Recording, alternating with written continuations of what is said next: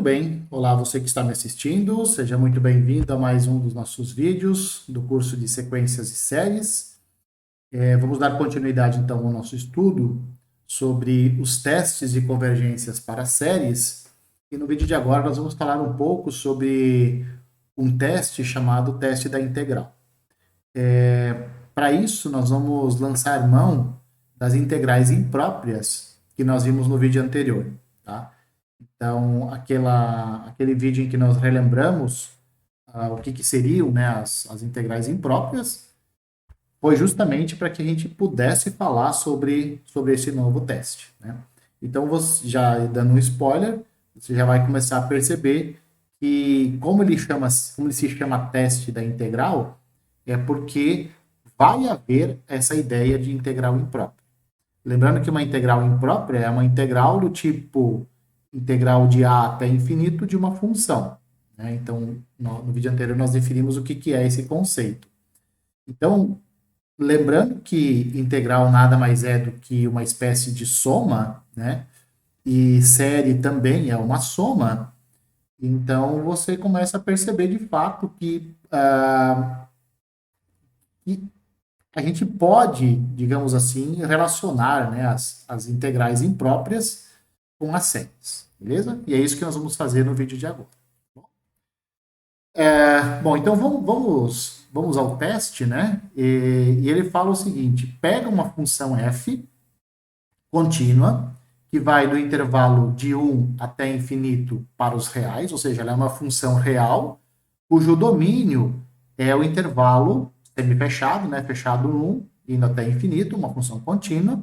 Nós vamos supor que ela é positiva e nós vamos supor que ela é decrescente. Tá bom. O que significa tudo isso? Ser contínua significa ela não tem buracos, ela não tem saltos, ela está definida em todos os pontos, os limites laterais em cada ponto é igual, etc. Então, uma função contínua é, grosso modo, aquela que você pode traçar o gráfico sem tirar o lápis do papel. Beleza. O que significa ela ser positiva? Significa que o gráfico dela está todo contido acima do eixo X. Tá? Então, o gráfico dela está todo acima do eixo X. E ela é decrescente significa o quê? Significa que à medida em que o x cresce, a imagem da função ela decresce. Então, ela faz algo parecido com isso. Ela tem esse tipo de movimento. Muito bem. E suponha que essa função, que eu acabei de definir aqui, ela é de tal forma que, quando você calcula ela nos números naturais, ela dá uma certa sequência a n. Tá? Então, a função aplicada nos números naturais, para cada natural n, a imagem eu vou denotar por an. Muito bem. Então, se a integral imprópria de 1 até infinito de fx dx converge, então a série somatória de n igual a 1 até infinito de an também converge. Tá? Por que isso aqui faz um certo sentido? Porque observe, ó, quando você está integrando de 1 até infinito, você está fazendo aqui uma soma. Tá? Então, você está somando todos os valores, digamos assim, de fx. Quando você está calculando essa série aqui, quando você está calculando essa soma, essa série, o que você está fazendo? Você está somando as f de n's, onde n é um número natural. Ora, se essa integral aqui, se essa integral em que você soma todas as imagens da função já converge, ora, então a soma em que você restringe a somar apenas as imagens dos números naturais pela função, isso também tem que convergir. Aqui você pode ver mais ou menos o seguinte, que essa somatória é como se essa somatória estivesse contido dentro dessa integral. Então, se essa integral converge, essa somatória, essa série também tem que convergir. Tá? Se essa integral imprópria ela diverge, então a somatória, a série dos ANs também diverge. Como a nossa função ela é positiva, ou seja, o gráfico está todo acima do eixo x, então, o que é que essa integral aqui mede? Essa integral ela mede a área, essa área infinita aqui, ó, que está limitada pelo eixo x na parte de baixo, pelo gráfico da função na parte superior, e na lateral esquerda aqui, ó, ela está limitada pela reta vertical x igual a 1. Tá? Então, toda essa área aqui é essa integral imprópria que mede. Algumas vezes essa área vai dar um número e às vezes essa área não vai dar um número. Quando a área der um número, é porque a integral converge. Quando a área não dá um número, é porque a integral diverge. Né? E o que você está fazendo aqui quando você está somando os ANs? Quando você está somando os ANs, na verdade você está somando a área desses retângulozinhos aqui que estão aparecendo. Tá? Por quê? Porque esses retângulos, a base deles, todos eles, mede 1. E a altura de todos eles mede AN. Né? Então, o que está acontecendo aqui? Você está estimando pela série qual é a área, qual é a soma da área desses retângulos aqui. Bom, se você está, se a série ela estima a área desses retângulos, e se a área abaixo do gráfico dá um número, é porque a soma das áreas dos retângulos também tem que dar um número. Se essa área converge, então a área dos retângulos, a soma da área dos retângulos, também tem que convergir. Tá? E não importa qual é a situação, se você está nessa situação aqui ou se você está nessa situação ao lado. Né? Aqui você está pegando os retângulos que estão abaixo do eixo, abaixo do gráfico da função. Aqui o que você está considerando? Que os retângulos, eles extrapolam, eles estão acima do gráfico da função. Tá? E aqui, de novo, à medida que você vai indo para o infinito, a área de cada retângulo vai ficando muito próximo da área limitada pelo gráfico. Né? Então, é por isso que quando a área converge para um número, ou seja, quando a integral imprópria converge para um número, a soma das áreas dos retângulos também vai convergir para um número. Se a área medida pela integral imprópria divergir, a área dos retângulos também vai divergir. Tá? Aí talvez você esteja na dúvida de por que a área dos retângulos, a soma da área dos retângulos, é feita por essa somatória aqui, é feita por essa série. Porque é o seguinte, o que você está somando aqui? Aqui você está somando os ANs. Tá bom. Se você for olhar aqui nesse primeiro retângulo, qual é a base dele? A base é 1 e a altura é o A2. Né? Porque você calculou AF no 2, AF no 2 é o próprio A2. Então, esse primeiro retângulo mede A2. Esse segundo retângulo, qual é a área dele? A base, que mede 1, vezes a sua altura. A altura é F de 3, que é A3. Uma vezes A3 é o próprio A3. Né? Então, esse segundo retângulo aqui mede...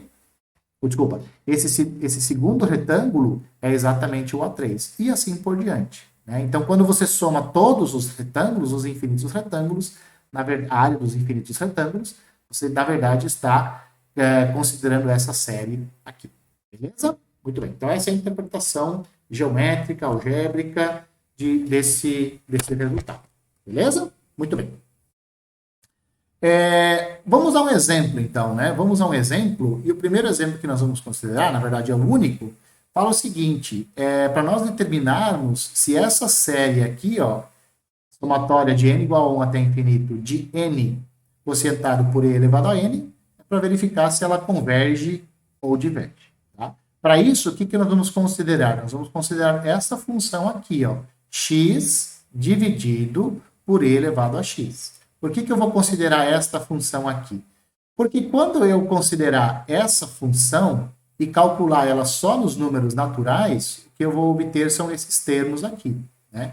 O que eu estou te dizendo? Que a f de n é exatamente n quocientado por e elevado a n. Né? Então, essa função aqui é uma boa função que eu vou considerar para estudar a convergência dessa série. Observe o seguinte, nesse intervalo de 1 até infinito, o numerador da função é positivo e o denominador também é positivo. Então, essa função aqui, ela de fato ela é positiva nesse intervalo de 1 até infinito. Além disso, ela é contínua, porque ela é o quociente de duas funções contínuas. Então, o quociente de funções contínuas é contínuo. que nós temos que verificar agora? Se essa função é decrescente, né? Porque é isso que está pedindo o teste da integral. A função que nós analisamos, ela tem que ser contínua, positiva e decrescente. Tá bom. Positiva ela já é, contínua ela já é, e nós precisamos verificar se ela é decrescente. O que eu vou fazer, então? Eu vou analisar a sua derivada. Eu vou analisar vou analisar qual é o intervalo em que a derivada dessa função é negativa. Porque lembra, quando a derivada é negativa é porque a sua função ela é decrescente. No intervalo em que a derivada é negativa, naquele intervalo a função ela é decrescente. E é isso que eu vou analisar agora. Então eu vou derivar essa função. Para eu derivar essa função, só um detalhe, né? X que multiplica e elevado a menos x é a mesma coisa que x sobre e elevado a x, tá? Eu peguei esse numerador, se eu pego esse numerador e quero passar ele para cima, eu preciso trocar o sinal do expoente. Foi o que eu fiz aqui. Se eu tenho um produto em que um deles é uma exponencial, se eu quiser passar essa exponencial para o denominador, eu posso, só que eu troco o sinal do expoente aqui. Tá? Então, essas duas funções são iguais. Bom, então vamos calcular a derivada dessa função, que é um produto, né? Então, é o produto da função identidade x pela função e elevado a menos x. Como é que eu derivo um produto? Derivada da primeira vezes a segunda, tá? Isso daqui, mais a primeira vezes a derivada da segunda. A derivada da segunda fica menos e elevado a menos x, tá? Então, por isso que apareceu esse menos aqui e não apareceu o mais. Posso colocar o e elevado a menos x em evidência e eu vou ficar com e elevado a menos x, que multiplica 1 menos x. Aí, o que acontece? Ó? Olha para eu tenho um produto aqui. Né? A exponencial é sempre um número positivo. Isso aqui é sempre positivo. Como eu quero estudar a decrescência da função, eu preciso saber qual é o intervalo ou quando que essa derivada é negativa. Para essa derivada ser negativa, esse pedaço entre parênteses tem que ser negativo. Por que ele tem que ser negativo? Porque esse primeiro pedaço aqui já é positivo. Esse primeiro fator aqui, ele sempre é um número positivo, porque é uma exponencial. Tá? Então, esse cara é sempre positivo. Para a derivada dar negativo, isso aqui tem que ser menor que zero. Para o 1 menos x ser menor que zero, o x tem que ser maior do que 1. E, portanto, a nossa função ela é decrescente no intervalo de 1 até infinito. Tá? E por isso nós podemos, então, aplicar o teste da integral. Então, a nossa função ela é positiva, contínua, e ela é decrescente em todo esse intervalo aqui, de 1 até infinito. Aplicamos, então, o teste da integral. O que diz o teste da integral? Que nós precisamos analisar a convergência dessa integral imprópria, que é igual a essa integral aqui, tá? Por quê? Se essa integral imprópria convergir, é porque a série vai convergir. Se essa integral imprópria divergir, é porque a série também irá divergir. Então, nós vamos fazer isso. Bom, para eu calcular, ou para eu determinar a convergência desta integral imprópria, eu preciso calcular uma antiderivada dessa função aqui, da função x, que multiplica e elevado a menos x. O que eu vou fazer aqui para calcular uma antiderivada? Eu vou usar a regra ou o método de integração por partes, o UDV. Né? Então, u eu vou chamar de x vai ser o meu u, e o restante vai ser o meu dv. Então, u vai ser igual a x, e o dv é elevado a menos x. Bom, se o u é igual a x, o du é igual a dx. E se o dv for e elevado a menos x dx, o v vai ser menos e elevado a menos x, que é exatamente a integral disso daqui, né? A antiderivada disso. Tá bom. Então, eu sei quem é o du, eu sei quem é o v, eu sei quem é u e sei quem é dv. Aí eu aplico o método, né? Eu aplico o método da integração por partes. A antiderivada f maiúscula da minha função x elevado a menos x é essa integral indefinida. Como é que eu calculo essa integral indefinida usando o método de integração por partes? U vezes v menos a integral de v du. Então tá. U vezes v, aqui está u, aqui está v. Então fica menos x elevado a menos x. Tá? Menos a integral de v du. Cadê v? V está aqui, ó, né? Aqui está v e aqui está o du. Então, menos v du. V é isso, du é igual a dx, tá? Então, aqui vai ficar, a primeira parte fica menos x, que multiplica e elevado a menos x, menos com menos dá mais, e a integral de e elevado a menos x é menos e elevado a menos x. Então, essa primeira parte mantém.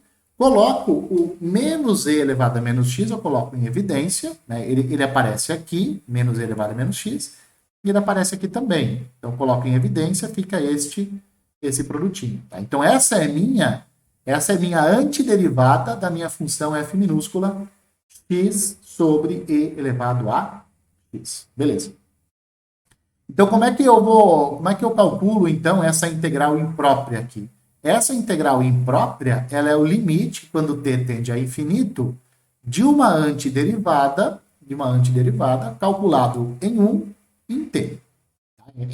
É o limite, quando t tende a infinito, desta integral definida. Isso daqui é uma integral definida, né? É uma antiderivada.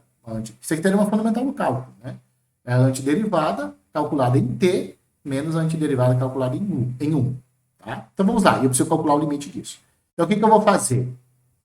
No lugar da minha f maiúscula, eu coloco a expressão que eu encontrei. Aqui, a minha f maiúscula, né? Então faço a substituição aqui. Substituir. Agora, o que eu vou fazer? Eu vou substituir x por t e depois vou trocar x por 1. Então, primeiro, x por t fica isso daqui, menos esse trenzinho aqui, substituindo x por 1. Né? Então, vai ficar essa expressão aqui, ó.